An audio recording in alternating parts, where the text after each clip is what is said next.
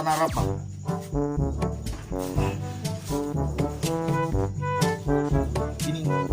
Hinundong ko itong istoryas kung amigo.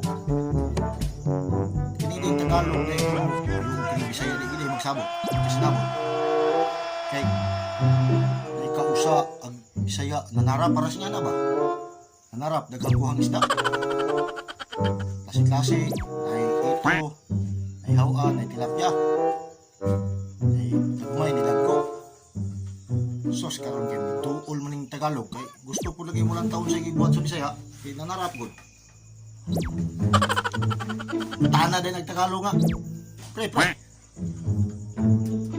Ano ito pre? Ano ito? Ingon ka ng Bisaya, ito ba kung masibig kasabot ng Tagalog? Araw-araw ko din ng Tagalog. O pre. Ito gini pre. Ito gina. Apoy hawan, apoy tilapia.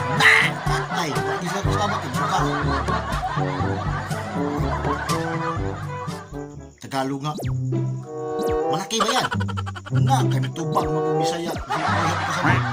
Oh, naapoy lalaki yan pre. Naapoy babae yan eh. Klaro.